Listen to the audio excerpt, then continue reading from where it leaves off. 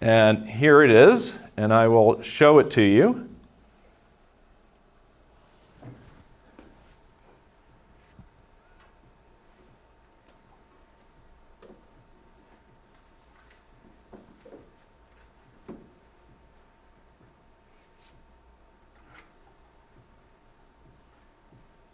So the guy put the bomb in the car. The couple who own the car don't know about the bomb. They get in the car.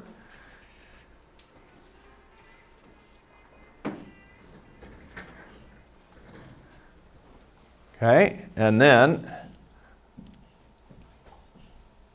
I'm not going to show you all of this, but they drive. You see them driving through the streets. And then right about middle through, we see this couple right here who are walking. And the car passes them. And then we see them continue to walk. And they walk past the car. And the car starts to come back out again. And they keep walking and driving, and then they stop here at this is a border crossing between Mexico and the United States. They're both there together, the walking couple and the couple in the car.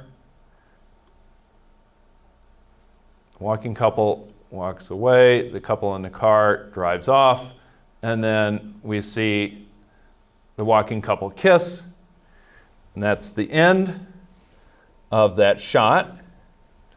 And then we ask, what will happen next? So what do you think will happen next? The car will explode. The car will explode. How many of you think so? Okay, most people think that, and that is the correct answer. The very next shot is the car exploding. Okay, so that means, again, you guys have very good understanding of this film at a high level. Okay, you have a good event model for what's happening in the story, even though there was no words. Okay, so we have experimental case study number 2, using the Touch of Evil film clip. And now this is from this paper that just came out last year with John Hudson is the lead author on that. Okay, and so we tested the same 2 main alternative competing hypotheses. The event model hypothesis, that the event model directs eye movements, and the tyranny of film hypothesis, that everybody looks at the same places at the same time, so there's no chance for the mental model or event model to direct eye movements. And we use that opening shot. And by the way, how do you think that the event model might change eye movements? If the event model is going to direct people's attention, well, I'll actually, let me hold that question for just a moment, and let's look at the use of the jumped in the middle paradigm again. Okay, and this time, in the context condition, they see the movie from the very beginning, they see the bomb, and they see everything afterwards. But in the no context condition, they don't see that. They start watching the movie when the walking couple is by themselves on the street. Okay? They didn't see the car, they didn't see the bomb. Okay? So the bomb is only seen by the people in the context condition, and the walking couple in the no context condition are treated as the protagonists, or the agents, the people who are doing things that are important. Okay? So when we ask them what will happen next, you can guess people in the context condition are much more likely to talk about the bomb exploding, and not the people in the no context condition. They're more likely to say something like, well, I think that the walking couple maybe will have dinner with the people in the car. The couple in the car. That's a very different understanding, very different event model. Okay, so what differences might we find in eye movements?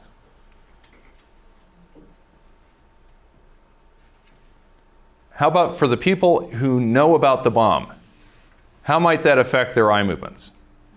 They'll pay more attention on the car. Right. Why? Because we know, well, we think that the car would explode. Right. Exactly. So if you know about the bomb, you're probably going to look at the car a lot more, right?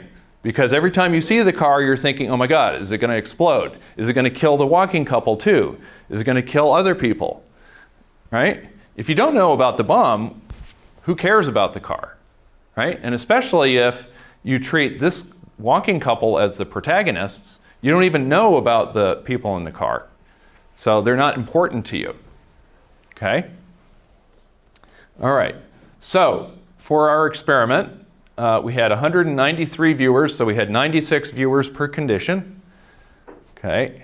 And they watch the clip while their eyes are tracked and they answer the questions at the end, like what will happen next. And our key question was, will attentional synchrony eliminate the effects of comprehension on eye movements? Our measures, we had the inference. Did they mention the bomb when we asked them the question? What will happen next? And in the context condition, 50% made the inference. So half of the people in the context condition said something about the bomb. Okay? The other half did not. We think this is because this was a 3-minute and 30-second film clip, and you only see the bomb at the very beginning. And then you don't have any reminder of the bomb for the rest of that film clip. So some people, they're seeing all this other stuff, and they seem to forget about the bomb. How about sound? Did you allow them to hear the sound? Because there is ticking noise. Actually, there's no ticking noise, but, well, there is at the beginning. There is at the beginning. You're right. Yeah, and then the woman in the car says that there's this ticking noise in my head. Exactly. Racing or something like That's that. right. Yeah. That's right. So in the first experiment, which I'm not showing you, we had the sound. And in the second experiment, we didn't have sound because we didn't want to remind people if they forgot about the bomb and then they heard the woman say, there's this ticking noise in my head, then they might be like, oh yeah, the bomb. But if they had forgotten about it, then their eye movements would not have been influenced by it. But then if they remember it right before the end, they might say, yes, I think the bomb's going to explode. And that would mess up our analysis. So, and we did actually do another experiment where we found, we measured people's working memory, that is their short-term memory, and the people who said something about the bomb at the end, who saw the bomb, had higher working memory or higher short-term memory than the people who saw the bomb but didn't mention it. So we do think that they probably forgot. That's, I think, why the other 50% did not say it. And then in the no context condition, 0% did. Nobody said it. So that's a big difference in comprehension. It's not surprising, but we just wanted to have a big difference in comprehension. And then we can see what happens to the eye movements. And so with the eye movement data, again, we will break it down by if they did or did not make the inference. And then we also will look at fixation durations. And that will tell us in reading, if you are reading and you don't understand a word, you look at it longer.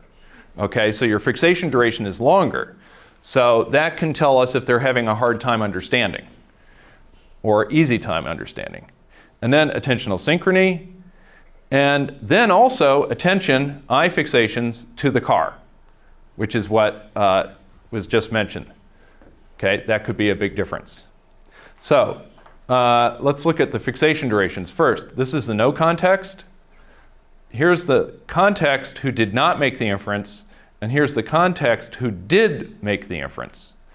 And here is how long the fixation durations were in milliseconds. And we see there's a difference here between no context and the context who made the inference. Okay? So basically what this is showing is the people who didn't have the context are having a harder time processing the movie clip than the people who did. Okay? And now we have the gaze similarity, and I showed you the same thing in the previous experiment, so you now have an idea of what this is. So here's the gaze similarity. This is over time in the movie, and we have the groups, context who made the inference, context who did not make the inference, no context, and then the random, this is the random baseline. Okay? And what we see is, if we look at this, it's going up and down, but the colors aren't very differentiated here. Okay? So basically, we have similar levels of attentional synchrony. But all of them were higher than the shuffled random baseline. So this is much lower. So this is real attentional synchrony. It's not random, but it's not differing between the context and no context groups, or if they did or did not make the inference. Okay? So their understanding is not changing their attentional synchrony. Okay? And now here, this is the proportion of car fixations.